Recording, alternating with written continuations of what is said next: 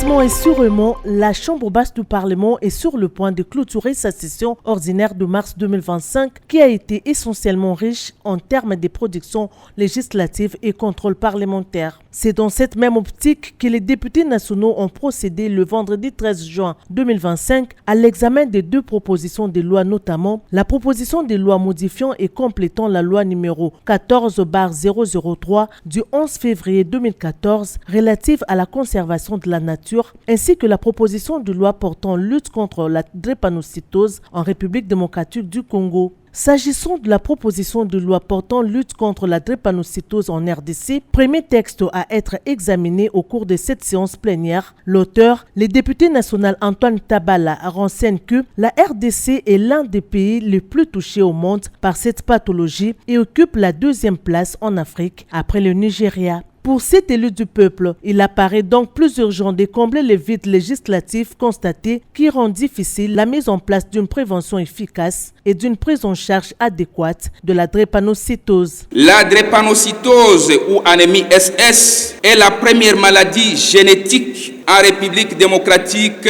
du Congo. Elle constitue un sérieux problème de santé publique, un défi sociétal majeur, une menace pour l'unité et la stabilité de la famille, cellule de base de la nation, mais également une cause de vulnérabilité, une menace réelle pour le bien-être de la femme et de l'enfant dans notre pays. Nous avons affaire non seulement à la maladie, mais également à ses conséquences. C'est dans cette perspective, a-t-il souligné, que s'inscrit la présente proposition de loi qui, conformément aux prescrits de l'article 123.16 de la Constitution, apporte les innovations suivantes. Mettre en place un cadre institutionnel et financier adapté au financement public et privé pour la lutte contre la drépanocytose, ainsi qu'inciter la recherche scientifique sur les dépistages ainsi que les traitements innovants et curatifs. Renforcer la prévention en rendant obligatoire et gratuit les dépistages prénuptial et néonatal tout en intégrant les campagnes de sensibilisation sur la drépanocytose. Organiser la prise en charge efficace en garantissant l'accès aux soins de santé pour les drépanocytaires à travers la mise en place des centres spécialisés et des protocoles de soins adaptés. L'utilité d'avoir une loi, c'était en rapport avec le nombre de drépanocytaires dans notre pays après le Nigeria. C'est comme ça que nous avons choisi l'article 123.16 et mon collègue également l'a choisi. Mais il y a un danger dans cet article. Cet article parle de la vulnérabilité.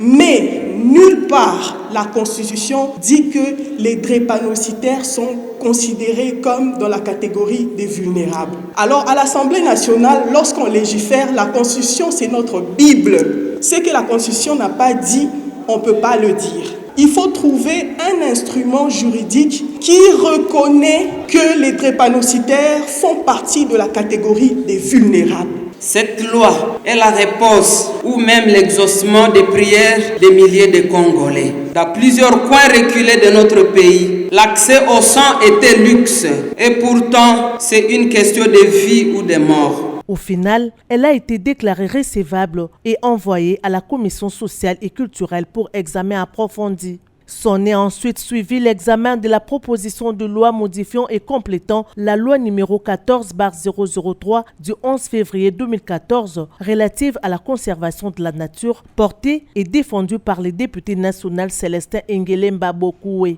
La présente loi modificative apporte les innovations ci-après. La reconnaissance des autres mesures de conservation efficaces par zone comme un modèle complémentaire aux aires protégées classiques contribuera significativement aux efforts de la conservation de la biodiversité. La détermination de la responsabilité de l'État vis-à-vis de la population dans les contextes de conflits homme-faune et des mécanismes de réparation y afférents. La création d'un fonds national de réparation des victimes comme victimes de conflits homme-faune. La clarification des droits de consentement libre préalable estimés à l'érection et à la gestion des aires protégées. Après les interventions des députés nationaux, la proposition de loi modifiant et complétant la loi numéro 14/003 du 11 février 2014 relative à la conservation de la nature a été déclarée recevable et envoyée à la Commission environnement pour examen approfondi. Tout en saluant les initiatives louables de ces deux élus nationaux, le président de l'Assemblée nationale, Vital Kamerhe, a profité de la tribune de la Chambre basse du Parlement pour souhaiter un heureux anniversaire au chef de l'État, Félix Antoine Tshisekedi Tshilombo, qui fête ses 62 ans d'âge. Je voudrais profiter de cette occasion